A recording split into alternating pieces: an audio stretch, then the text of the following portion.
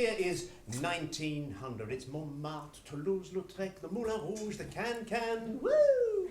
A new century is born in the city of light. 30th November, 1900. Down on the left bank, in a small, poorly furnished room in a modest hotel in the Rue des Beaux-Arts, Oscar Wilde lies on his deathbed. For all that the hotel is modest, the great Oscar cannot afford to settle his bills. 1:50 p.m., 30th November, and Oscar need worry no more about unpaid bills. 3 days later, the 3rd of December, he is buried in the suburban cemetery at Bagneux. The burial in the wind, the rain, the mud is attended by 6 people. Where is everybody? It seems they've all forsaken the open-handed, open-hearted, outrageous dandy who'd been friend to such celebrities as the Prince of Wales and Sarah Bernard, and who, such a short time before, had been the darling of London's theatre. Ah, the theatre! Shaftesbury Avenue, Broadway, Rue de Nesle. It is a dazzling world, is not it? But for Oscar Wilde, there had been deep shadows in the wings. The admiration and enthusiasm kindled by the sparkle of his plays was equalled only by the hatred levelled at him by the Marquis of Queensberry, father of young Lord Alfred Douglas. Wilde had been introduced to the 20-year-old Douglas, known to his intimates as Bosie, in the summer of 1891. There began the torrid relationship that was to end in scandal and tragedy. Wilde displayed his passion for Douglas with, one might say gay abandon, as they explored together the high spots of Europe and North Africa and dabbled in the milieus of male prostitution that were made so much of during the trials. Ah, the trials, yes. Well, you see, a number of letters from Wilde to Bosie, couched in purple poetic romantic prose, had somehow found their way into the hands of Daddy Queensberry, fueling his anger and his loathing for the writer, who was, he thought, leading his blue-eyed boy into a life of depravity, whereas, in fact, young Bosie Douglas had raised a few eyebrows, to say the least, before he ever met Oscar Wilde. Threats, insults, harassment, open accusations ensued. You were both thrown out of the Savoy Hotel at a moment's notice because of your disgusting conduct. If I catch you and my son together in any public restaurant, I will thrash you, sir, thrash you. And this until Wilde was at his wits' end. Goaded by young Douglas, who nourished a ferocious hatred for his wife-beating bully of a father, Wilde decided, in desperation, to sue Queensberry for criminal libel. Oh, mistake. Don't do it, Oscar. People in glass houses. But that wasn't one of Oscar Wilde's many immortal aphorisms. He should never have given in to Bosie's obsessive desire for revenge on his father.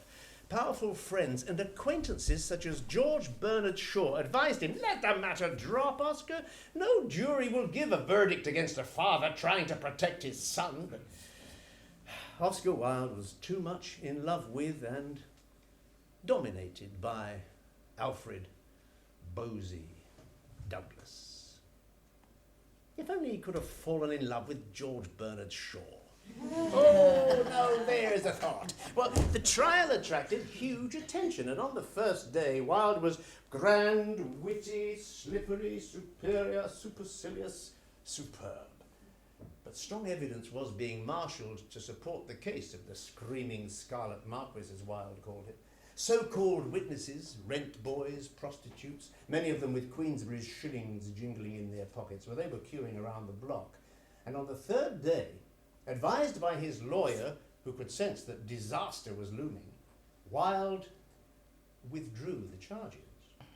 Queensberry, not guilty. Lord Queensberry, discharged. Wilde, on the other hand, because of revelations that had already emerged during the trial, was now suspected of criminal homosexual acts, was himself arrested and charged that same afternoon, and subsequently tried and sentenced to such a severe punishment, that it was thought by many at the time that the aim of that punishment was to distract the public's attention from another recent but still festering scandal of the time. The murky relationship between he who would become Prime Minister of England, Lord Rosebery, and guess who? Alfred Douglas's elder brother, Francis. Oh dear, dear, dear, dear. Poor old Queensberry. No, please put yourself in his place for a moment. Queensberry, a simple hunting, shooting, fishing sort of chap, a sporting man, inventor of the rules of boxing, the famous Queensberry rules. Yes, for it is that same Queensberry. A red-blooded, impenitent, impenetrable, heterosexual bully boy who suddenly finds himself with not one, but two sons who bat for the other side.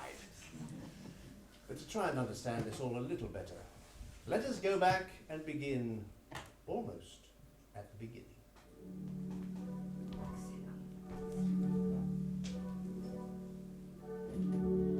Surely there was a time I might have trod the sunlit heights, and from life's dissonance struck one clear chord to reach the ears of God. Is that time dead? No. With a little rod I did but touch the honey of romance. And must I lose a soul's inheritance? Long before those words had appeared in print, their author was giving the English public something to talk about that was a far cry from their usual safe subjects of the weather and the royal family. Oh, doesn't she look sad all in black? Here, look, there goes that bloody fool, Oscar Wilde. Oi, Oscar! Whoa! How extraordinary, how quick it is to become known in London.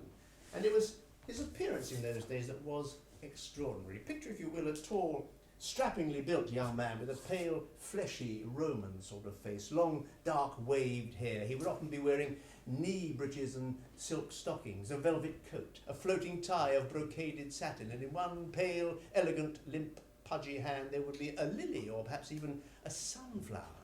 Well, he was bound to attract attention, wasn't he? And this made him exquisitely happy. To have passed unnoticed anywhere would have seemed to him the most ostentatious form of obscurity. I have no wish to pose as being ordinary. Great heaven, he said on one occasion, during the first trial, in fact. Indeed, the one ordinary thing Oscar Wilde seems to have done in his life is to have fled away from his native Ireland just as soon as he possibly could. And this was pretty ordinary in every sense of the word, you see, because everyone was doing it. Every young Irish man, particularly if he had any artistic bent, seems to have left that unfortunate country as soon as he had had his first shave. And for once, Oscar Wilde was no exception to the Irish rule. He had decided that what he wanted was something that his native city, the impoverished capital of an impoverished nation, could never give him. He wanted fame, worldwide fame, and he decided to begin by getting himself talked about all over the world. Perhaps I'll be a writer, he told a fellow student, a poet, or a dramatist. Somehow or other I'll be famous, and if I'm not famous, I'll be notorious. Well, Dublin would have talked about him too, of course. Indeed, Dublin had already talked about him. He made very sure of that while still a student at Trinity, learning, among many other things, that to be supercilious was to appear well-bred.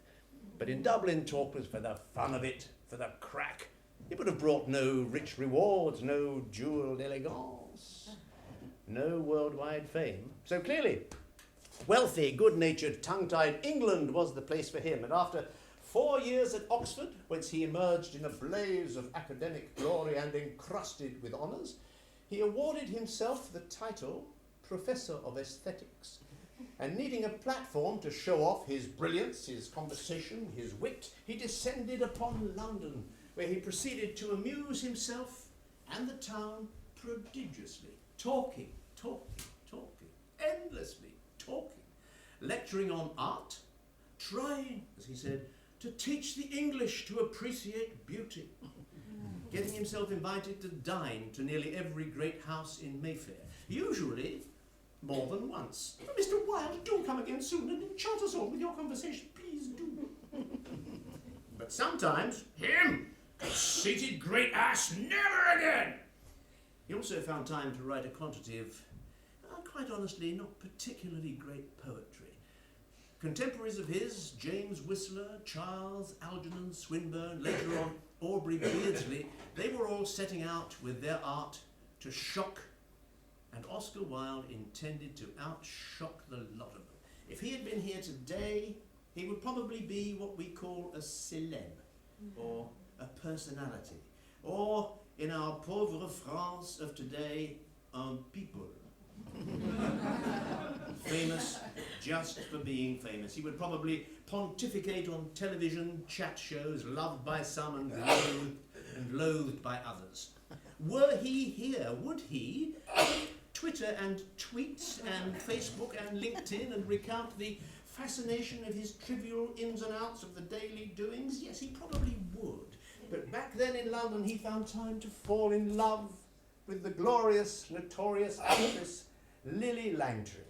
She allowed him to worship her through one mad, marvellous summer, and then she advised him not to waste his time. Oscar's heart broke. In verse. Well, if my heart must break, dear love, for your sake, it will break in music. I know poets' hearts break. So, but strange that I was not told that the brain can hold in a tiny ivory cell God's heaven and hell. Not one of his best, but that last line, God's heaven and hell, might have summed up Oscar Wilde's life to come. But his broken heart mended with remarkable rapidity, and in 1882 he travelled quite cheerfully to America to lecture on art and aesthetics and the house beautiful. He was already enough of a celeb at the age of 28 to have been satirised in Punch magazine and by Gilbert and Sullivan in an operetta called Patience, and his American tour was organised for mutual publicity purposes, Oscar, to coincide with the American tour of that musical. Oscar was true to form. I am disappointed with the Atlantic, he said, having just crossed it. It is not as majestic, nor even as large as I thought. And of course, famously to the American customs officer, no, I have nothing to declare but my genius. Ah, yes, in the course of over 100 lectures across the length and breadth of that vast country, Oscar Wilde gave his transatlantic audience all it expected, and perhaps a little more.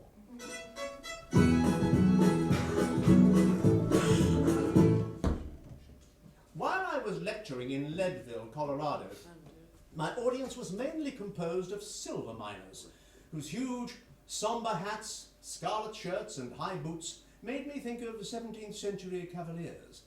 Indeed, they were the first really well-dressed men I had seen since my arrival in the United States.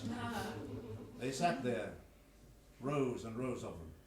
Enormous, powerfully built men, silent as the grave, their eyes watchful, their brawny arms folded across their muscular chests, a loaded gun on each swelling thigh.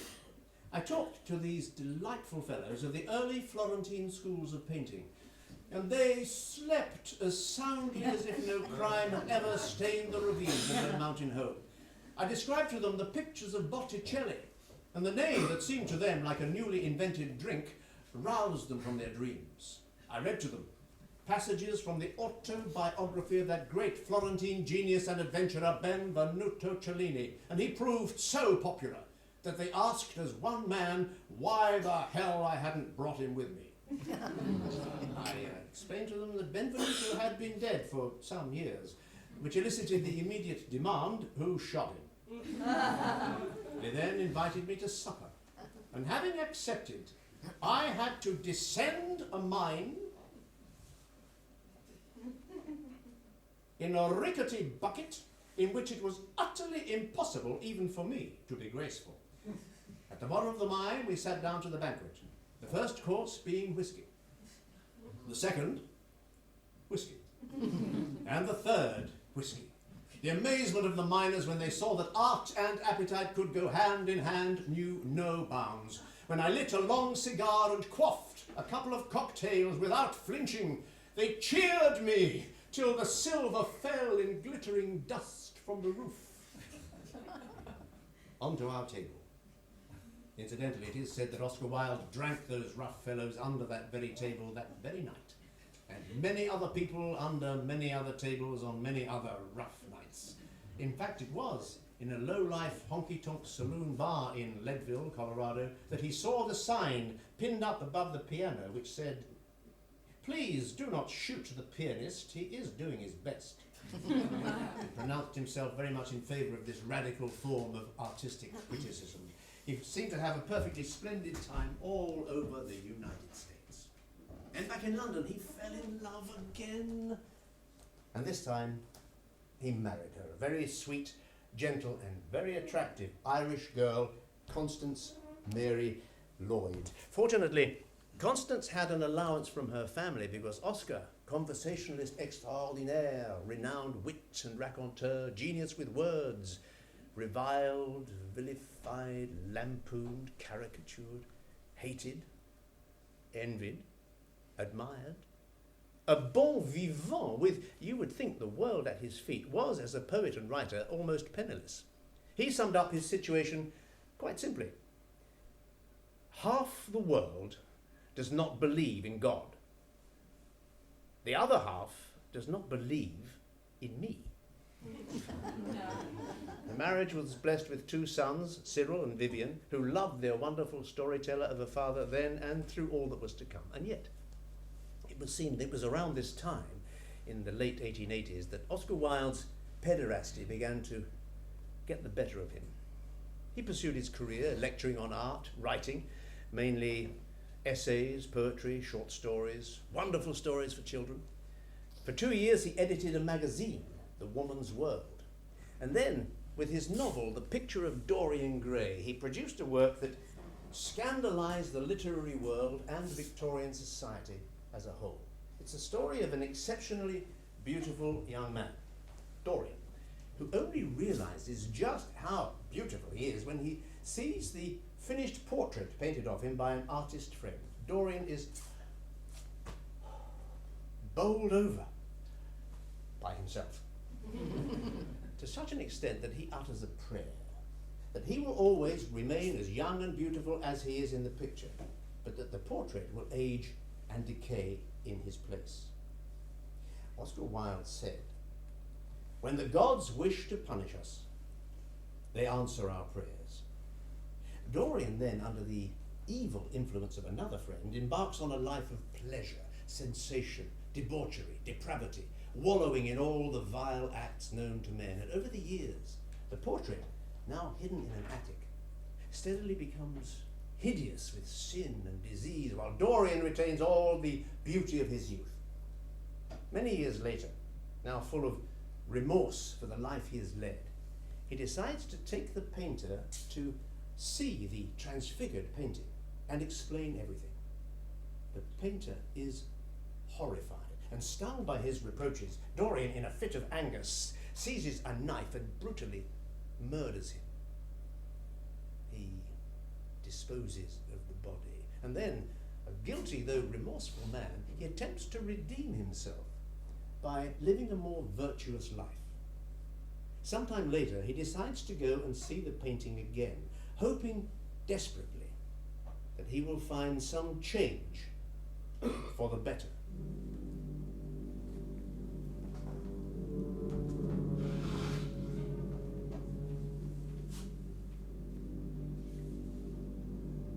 Taking a lamp, he crept softly up the stairs. He passed swiftly into the attic, locking and bolting the door behind him, as was his custom. Placing the lamp on a table, he dragged the purple hanging from the picture.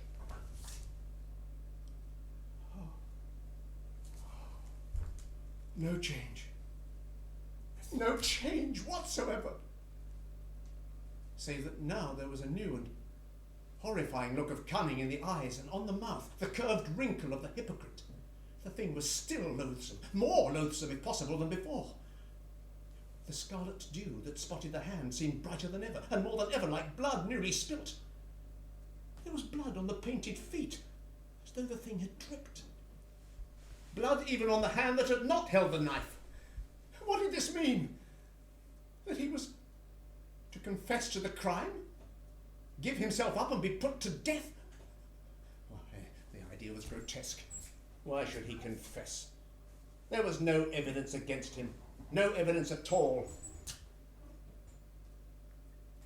Except that.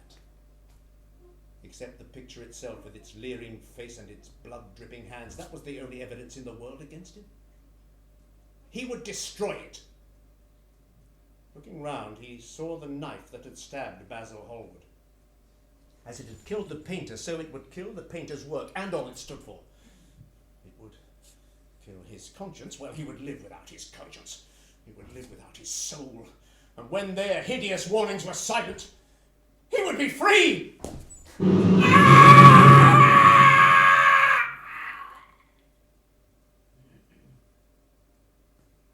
The frightened servants awoke and crept from their rooms. For a while they stood in silence, and then 3 of the men mounted the great staircase. Mr. Dorian! Mr. Dorian! Mr. Dorian! The house was as silent as a tomb. After vainly trying to force the attic door, the men climbed onto the roof, and from there dropped down onto the balcony. The windows yielded easily. The bolts were old. On entering the room, the men saw, hanging on the wall, a splendid portrait of their master as they had last seen him that very day, in all the wonder of his golden beauty. Lying on the floor was a dead man in evening dress with a knife in his heart. He was old, wrinkled, withered, and loathsome of visage. It was only when the men had inspected the rings on his fingers that they realized who it was.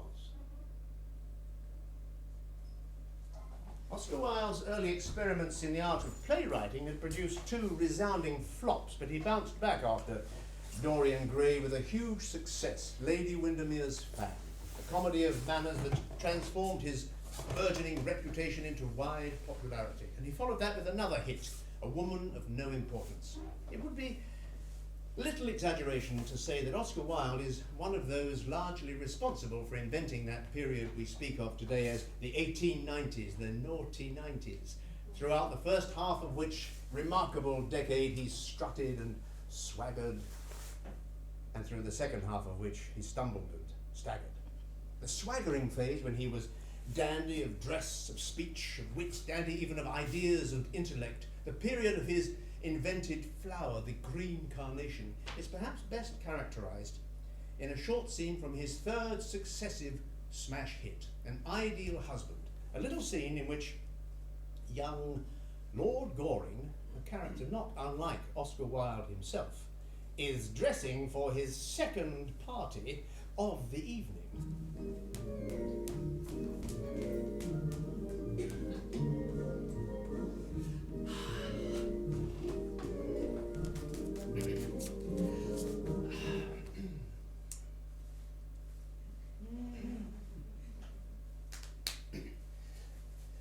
Got my 2nd buttonhole for me, Phipps?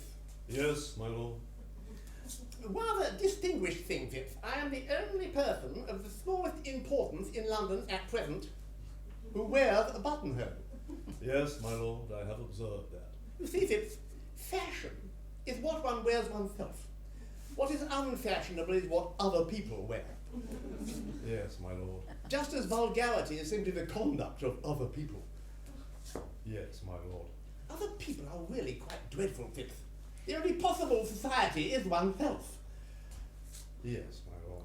To love oneself is the beginning of a lifelong romance, Phipps. Yes, my lord.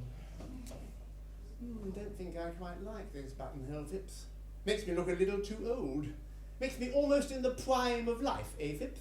For the future, a more trivial buttonhole, perhaps, for Thursday evenings. I will speak to the florist, my lord. She has had a loss in her family lately, which perhaps accounts for the lack of triviality that your lordship complains of in the buttonhole. Extraordinary thing about the lower classes in England. They're always losing their relations. Yes, my lord, they are extremely fortunate in that respect. Eh? Yes, well, that will do, Phipps, thank you. Phipps's views on family life seem somewhat lax, really. If the lower orders can't set one a good example, what on earth is the use of them? Well, with his ever-increasing success as a playwright, Wilde began to out-Oscar, becoming more outrageous than ever, living for pleasure, sensation, celebrity, and art for art's sake.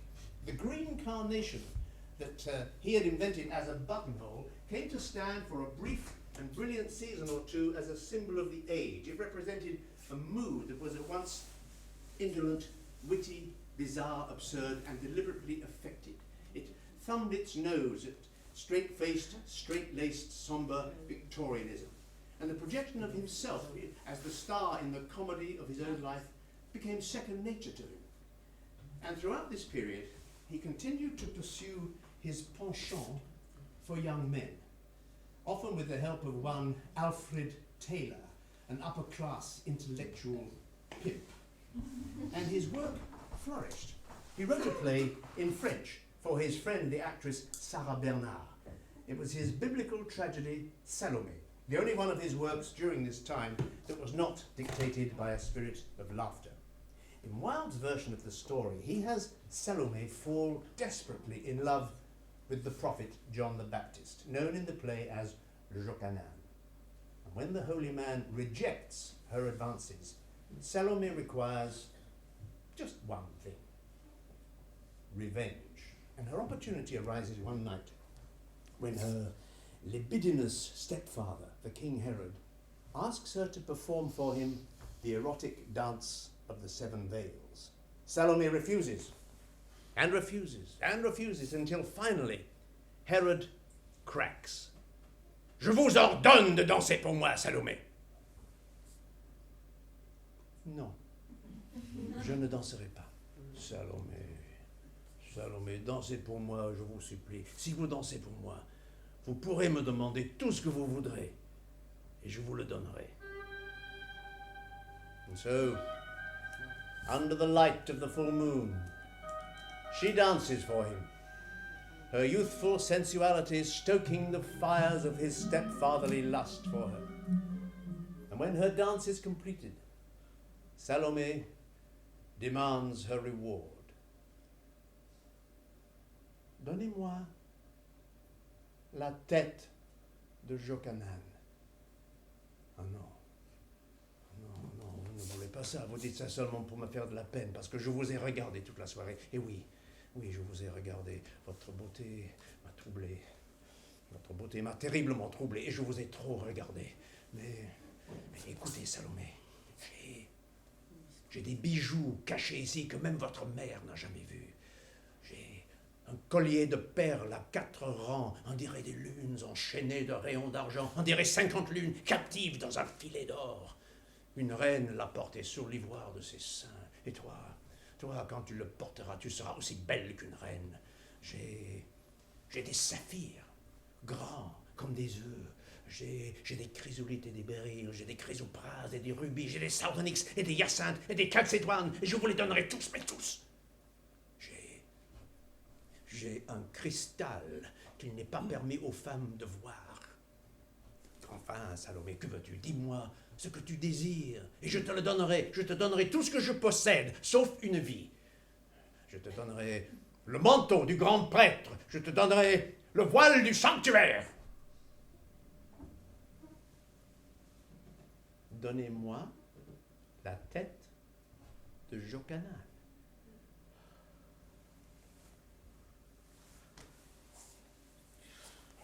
Qu'on lui donne ce qu'elle demande. C'est bien la fille de sa mère.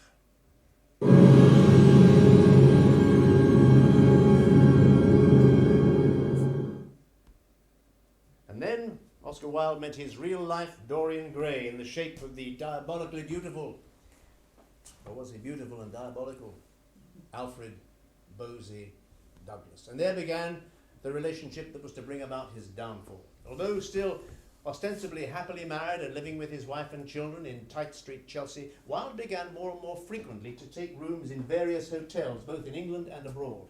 His private life became less and less discreet and more offensive to the Marquis of Queensberry, who took his harassment of Wilde on one occasion to the extent of going to Wilde's house, accompanied by his pet thug, a prizefighter, to intimidate Oscar Wilde. Wilde lashed them with scathing words, and they both slunk away, while he carried on to ever greater heights of theatrical success with his fourth smash hit. It was to be his last. When a journalist asked him before opening night, Mr. Wilde, will your new play be another success, Mr. Wilde? He replied, but it is already the most enormous success. What remains to be seen is, will the audience be a success? The play was, of course, The Importance of Being Earnest. As a tribute to Oscar Wilde at the height of his comedy writing talents, and just for the fun of it, let us look at the famous scene in which young Jack Worthing, down on one knee asking for the hand in marriage of the Honourable Gwendolen Fairfax, is caught in the act by her mother, Lady Bracknell.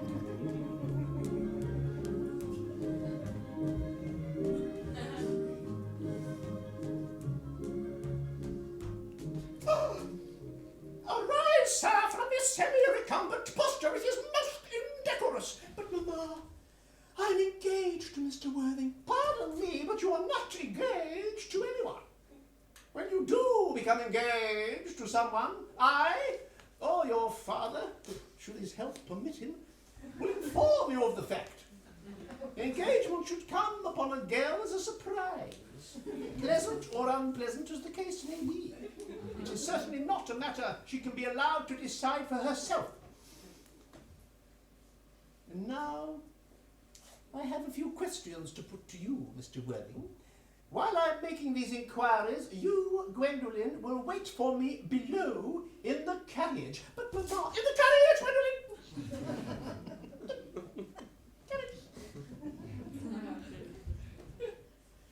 You may take a seat, Mr. Worthing. Thank you, Lady Bracknell. I prefer standing.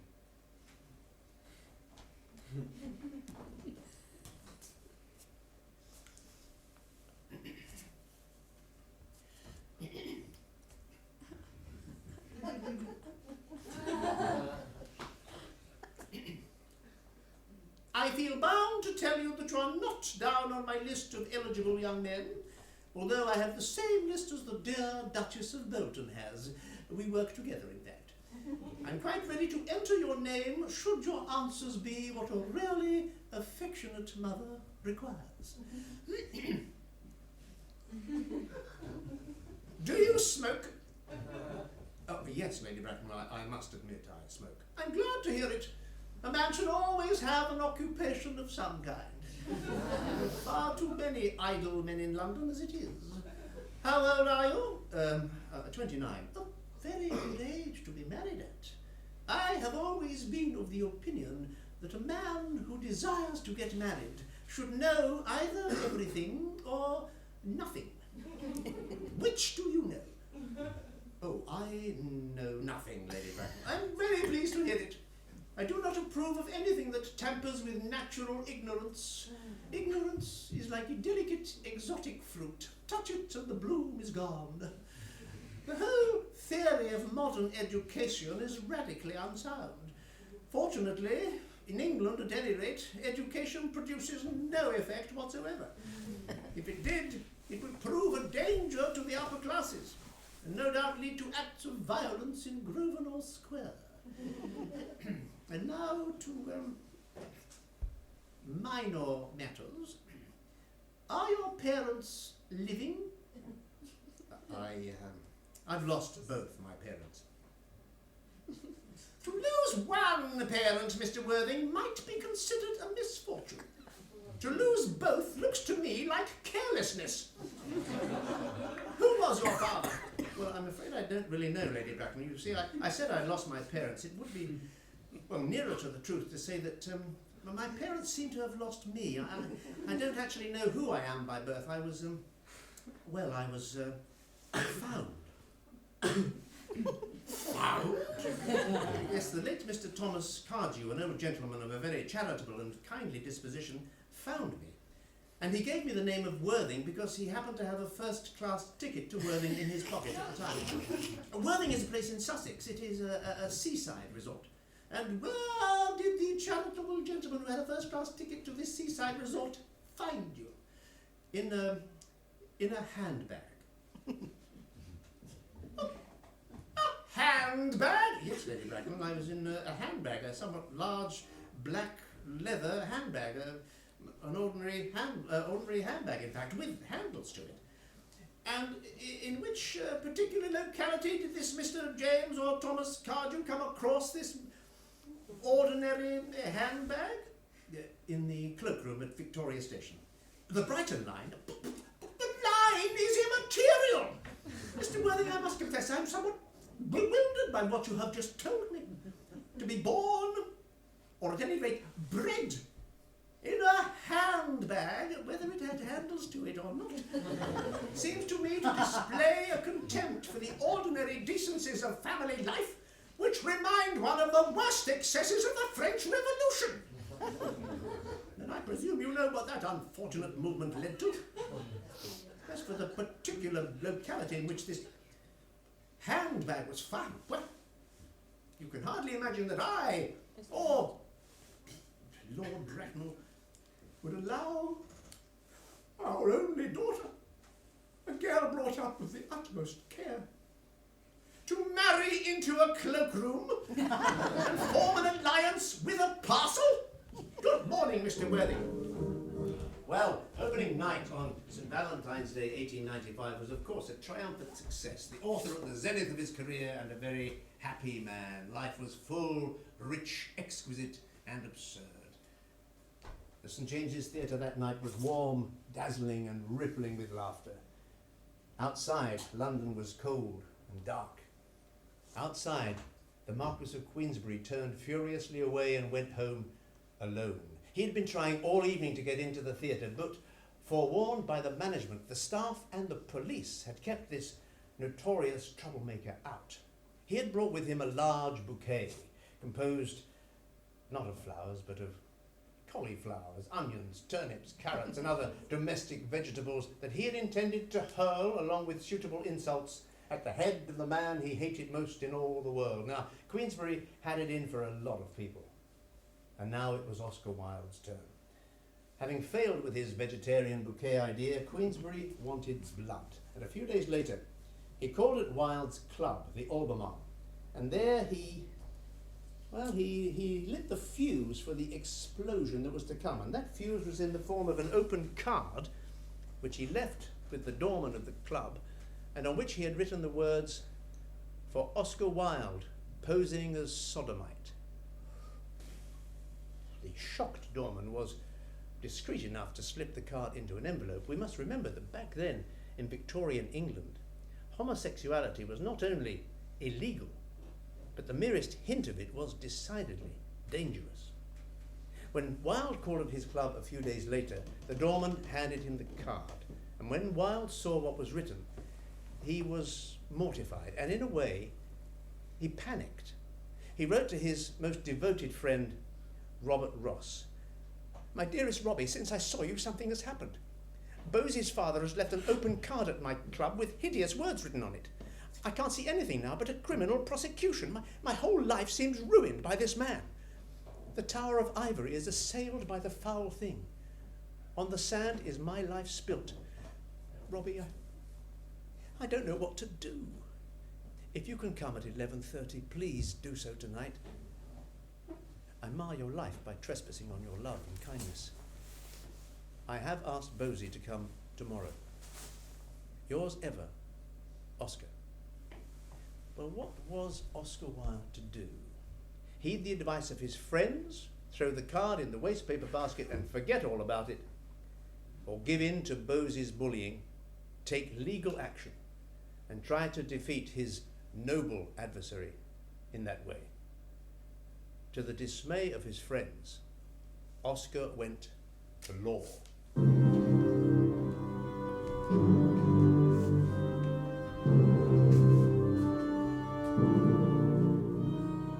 On the 2nd of March 1895, John Sholto Douglas, 9th Marquess of Queensberry, was charged with publishing a libel concerning Mr. Oscar Fingal O'Flaherty Wills Wilde. The trial began on the 3rd of April. Defending Queensberry was one Edward Carson, QC, MP, who, as it happened, had been a fellow student of Oscar Wilde's at Trinity College. And when Oscar learned that he was to be cross-examined by old Ned Carson, he said, "No doubt he will pursue his task with all the added bitterness of an old friend."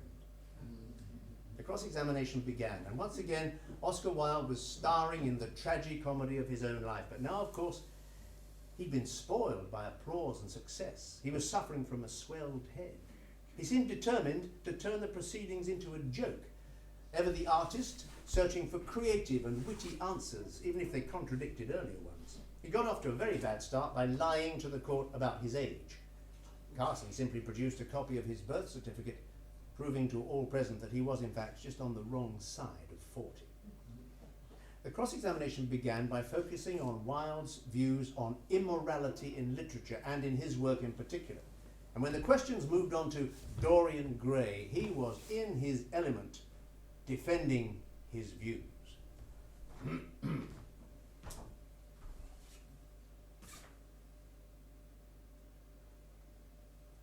Mr. Wilde, is Dorian Gray open to the interpretation of being a sodomitical book? Only to brutes, only to the illiterate. Then an illiterate person reading Dorian Gray might consider it sodomitical. You cannot ask me what misinterpretation of my work the ignorant, the illiterate, the foolish may put on it. It doesn't concern me. What concerns me in my work is my view, my feeling, why I made it. I don't care tuppence what other people think. This phrase, I quite admit that I adored you madly. Have you ever felt that feeling of madly adoring a very beautiful young man some 20 years younger than you? I have never given adoration to anybody but myself. Quite admit I adored you madly, extravagantly. Have you ever extravagantly adored? You mean emotionally or financially? Financially? Do you think we're talking here of finance? I don't know what you're talking about. You must ask me a plain question. Well, I hope I will make myself very plain before I'm done. Carson may not have been Wilde's equal in classical studies at Trinity, but now he came into his own. The question then moved on to another plane of literary inquiry. Wilde's letters to Bosie Douglas, and whether one of them, which began, "My own boy," and which contained the phrase, "You are the divine thing I want," was a proper letter. I think it is a beautiful letter. It is a poem. I was not writing an ordinary letter. You might as well cross-examine me as to whether King Lear or a sonnet of Shakespeare's was proper.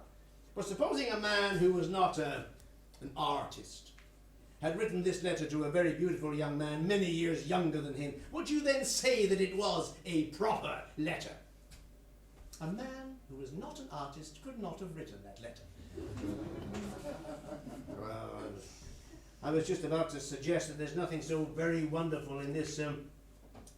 Those red rose-leaf lips of yours should have been made no less for music of song than madness of kissing. Your slim, gilt soul walks between passion and poetry. Is that a beautiful phrase? Not as you read it to Mr. Carson. You read it very badly. But I do not profess to be an artist, Mr. Wilde. Then do not read it to me. And if you will allow me to say so, sometimes when I hear you giving evidence, I am glad that I am not. I wonder if Oscar Wilde might have begun to feel that he'd met his match here. On the second day of the trial, it became clear that, not formally but in fact, it was Oscar Wilde who was on trial here, not the Marquess of Queensberry. The questions then moved on to a lower plane. Wilde's knowledge of Alfred Taylor and his relationships with young men of humble origin. The tea parties held at Taylor's heavily curtained, candlelit, perfumed flat in Little College Street, in the company of such young men. And now Oscar Wilde twisted and turned, wriggled as on a pin, parried awkward questions, denied specific accusations, and then, in a moment of carelessness, he let his guard drop, and he said one clever thing too many. Mr. Wilde, did you know Walter Granger? Yes, he was a servant at Lord Alfred Douglas's rooms in Oxford. How old was he? Oh, I would think he was about 16. Mr. Wilde. Mr. Wilde. Did you ever kiss him? Oh, no, never in my life. He was a peculiarly plain boy. He was what? I said he was a No, what I meant to say was that his appearance was so very, unfortunately, very ugly. I pitied him for it. Very ugly. Do you say that in support of your statement that you never kissed him? No, I don't. It's like asking me if I kissed a doorpost. It is childish. But didn't you give me as your reason for not kissing him that he was too ugly? No. Then why did you mention his ugliness? No, what I meant... You're asking me if I'd ever had him to dinner, if I'd ever kissed him, seemed to me to be merely an intentional insult on your part, which I have been going through the whole of this session. But why did you mention his ugliness? Why did you say he was ugly? And the question kept stabbing again and again, relentlessly. Why did you say he was ugly? Why? Why? I do not know why I said he was ugly. Except that I was stung by the insolent question you put to me and the way you have insulted me. You said he was ugly because I stung you with an insolent question? Ha! The scales had tipped. Oscar Wilde was no longer master of the proceedings, and as the cross-examination continued, with Carson proposing to bring before the court the next day, one after the other, to tell their sorry tales, it was clear that the case was lost. And on the third morning, Wilde's advocate, Sir Edward Clarke, wisely threw in the sponge. But the withdrawal of the prosecution of Queensberry opened the way to further proceedings against Oscar Wilde. And practically before the participants had left the court that day, a copy of the papers in the trial was on its way from Carson to the Director of Public Prosecutions. Wilde repaired to the Cadogan Hotel, where friends tried to persuade him to leave the country. There's still time to catch the last boat train to France, Oscar. But he sat there, smoking, drinking his favourite hock and seltzer. Was he exhausted? Was he undecided? Was he determined to live out his drama and face his destiny? Did he perhaps have an inkling of a letter that his mother was shortly to write to him, in which she said, "If you stay, even if you go to prison, you will still be my son. It will not change my affection. If you go, I will never speak to you again." For whatever reason, when the last boat train left for France, Oscar Wilde was not on board. And later that same afternoon, the Home Secretary, H. Asquith, signed the orders for Oscar Wilde's arrest.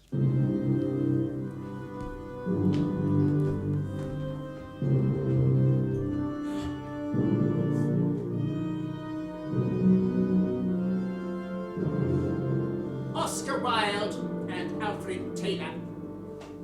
The crime of which you have been found guilty is so bad that one has to put stern restraint upon oneself to prevent oneself from describing in terms that I would rather not use the sentiments that must rise to the breast of every man of honour who has heard the details of these two terrible trials.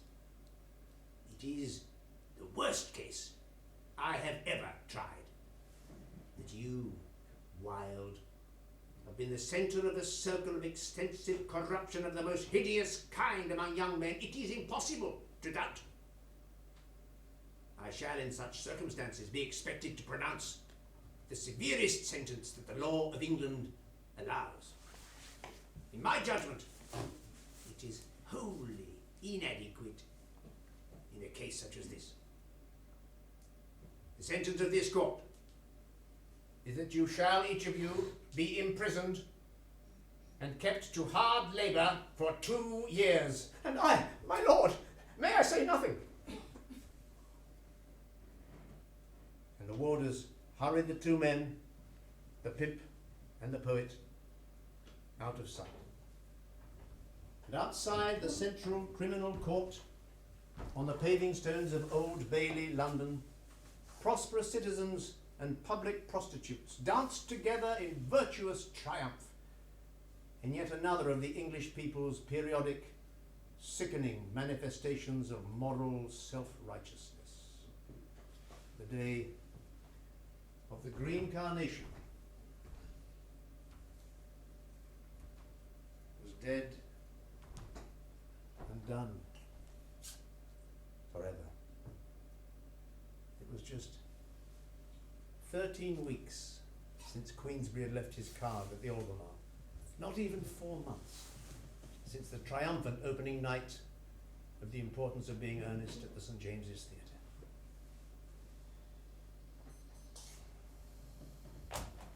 Wilde was taken to the cells and then to prison to begin his sentence. He spent the first 5 months in Pentonville, Holloway and Wandsworth jails, in solitary confinement, a plank for a bed, and nothing to do but pick oakum, sew mailbags, and turn crank handles. We tore the tarry rope to shreds with blunt and bleeding nails. We rubbed the doors and scrubbed the floors and cleaned the shining rails. And rank by rank we soaped the plank and clattered with the pails. We sewed the sacks, we broke the stones, we turned the dusty drill. We banged the tins and bawled the hymns and sweated on the mill. But in the heart of every man, terror was lying still. So still it lay that every day crawled like a weed-clogged wave, and we forgot the bitter lot that waits for fool and knave, till once, as we tramped in from work, we passed an open grave. With yawning mouth, the yellow hole gaped for a living thing. The very mud cried out for blood to the thirsty asphalt ring. And we knew that ere one dawn grew fair, some prisoner had to swing. But even though in the depths of shame and despair, Oscar Wilde's sense of humour did not completely leave him. He wrote, "If this is the way Queen Victoria treats her prisoners, she doesn't deserve to have any." And over those months and years in prison, his former passion for Bosie Douglas turned to seething fury and bitter hatred, which found its outlet in the letter he wrote to Douglas in 1897, the letter we now know as De Profundis. Her Majesty's Prison, Reading. Dear Bosie, I will begin by telling you that I blame myself terribly. I blame myself for allowing an unintellectual friendship, whose primary aim was not the creation and contemplation of beautiful things, entirely to dominate my life. From the very first, there was too wide a gap between us. It was intellectually degrading to me. You wore me out, you and your father. Between you both, I had lost my head, my judgment forsook me.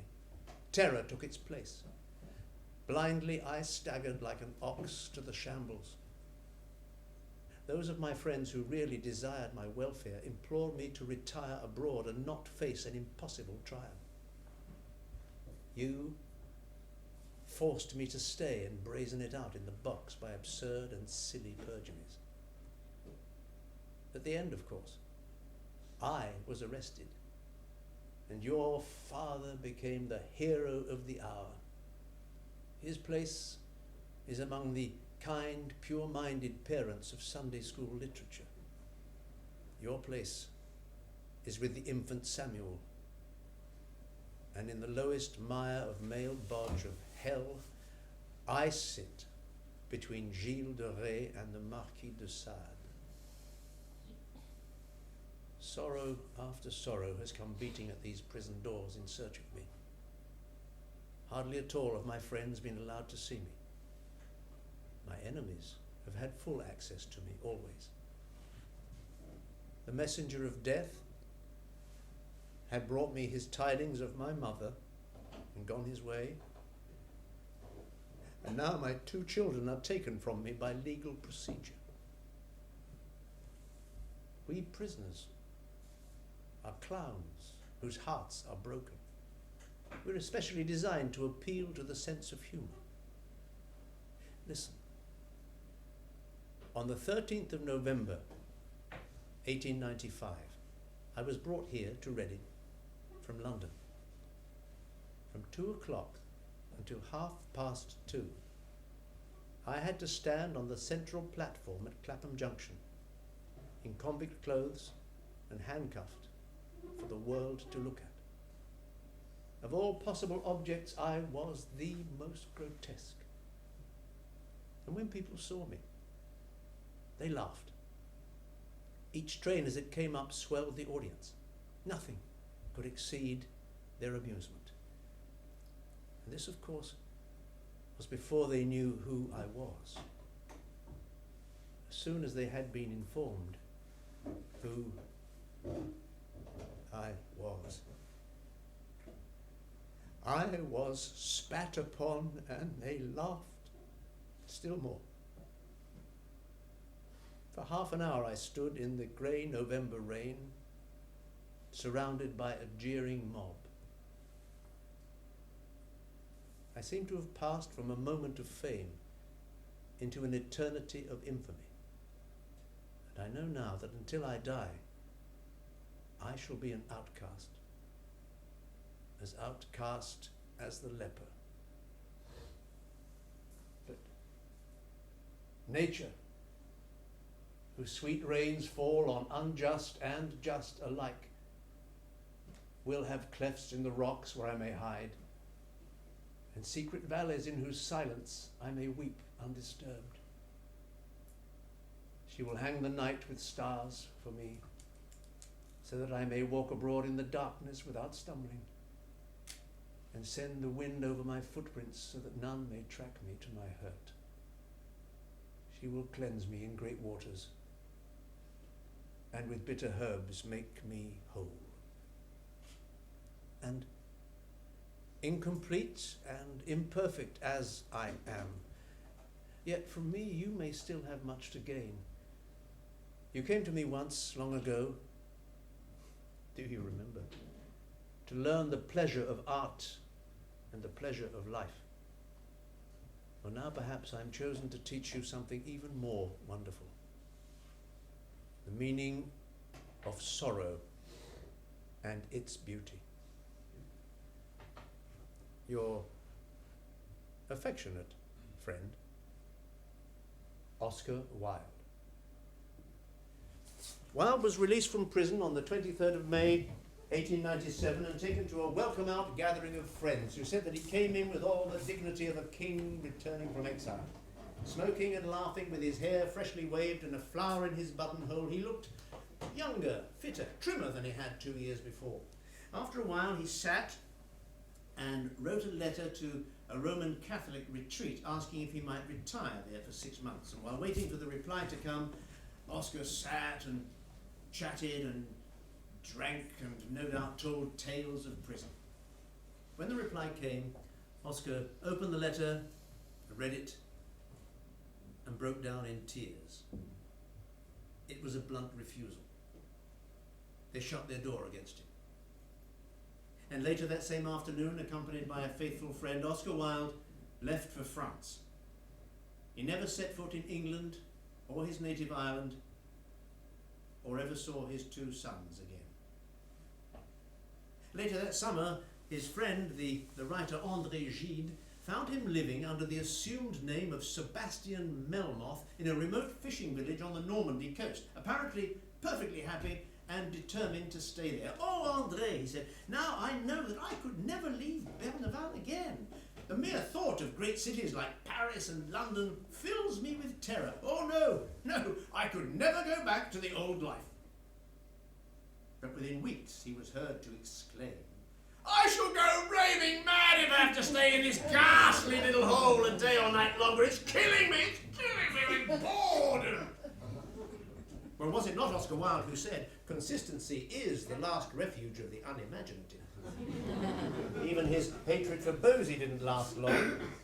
They met that summer in Rouen and walked together arm in arm and hand and were perfectly happy.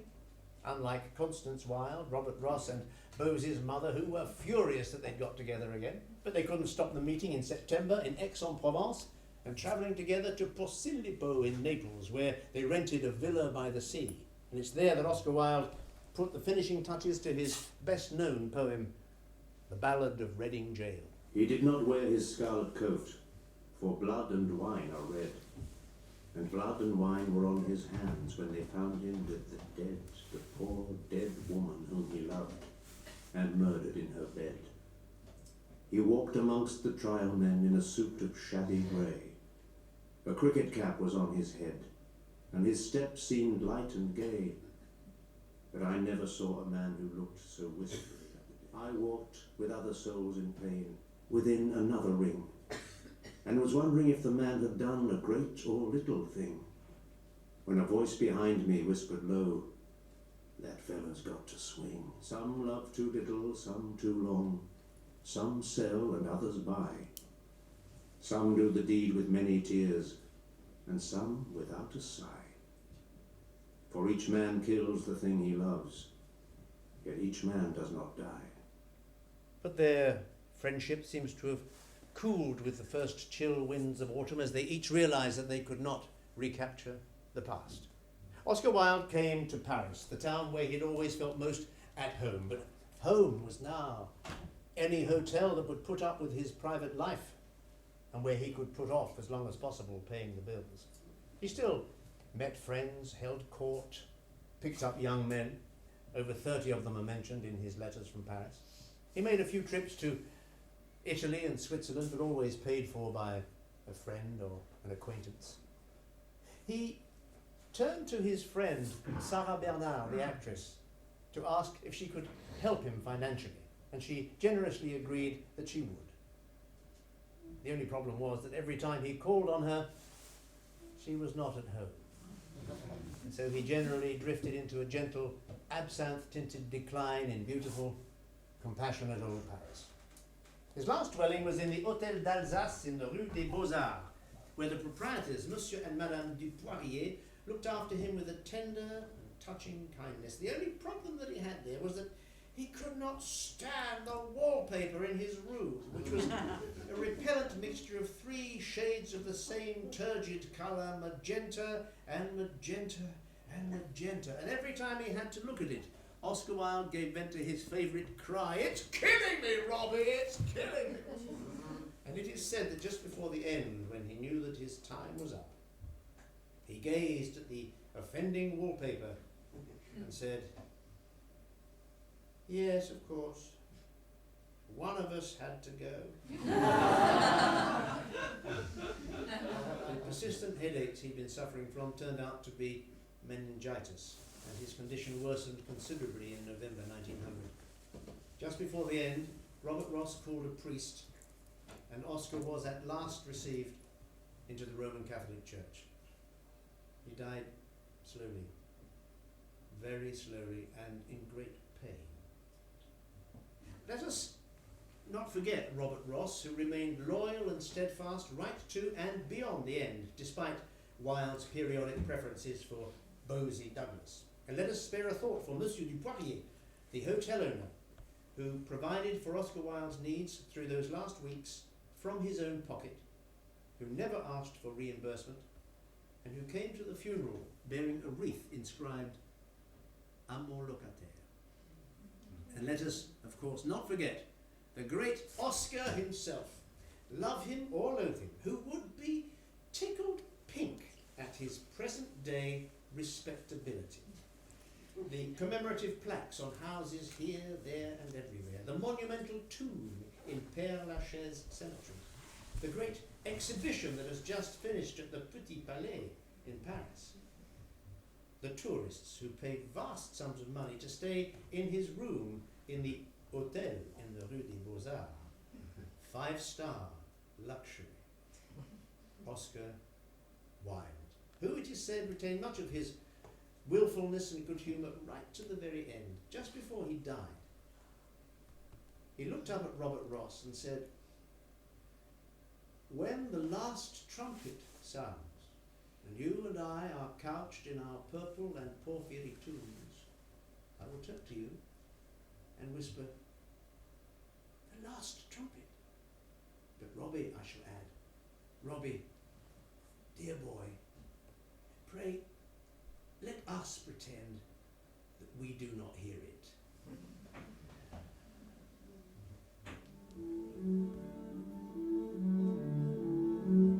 And the wild regrets and the bloody sweats none knew so well as I. For he who lives more lives than one, more deaths than one, must die.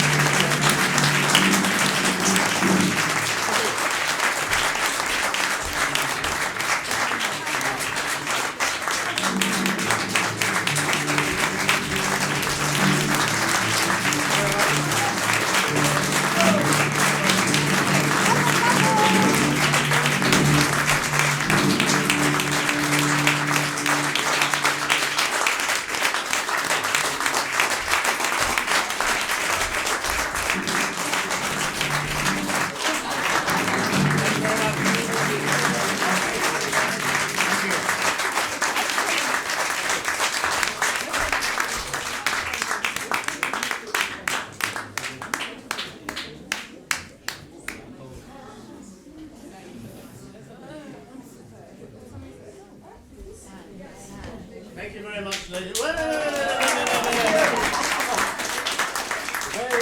not a point at all. Thank you very much for coming. See you on board on this cold night. The last show is on Sunday, and at the moment, because it's late, it's 9 o'clock.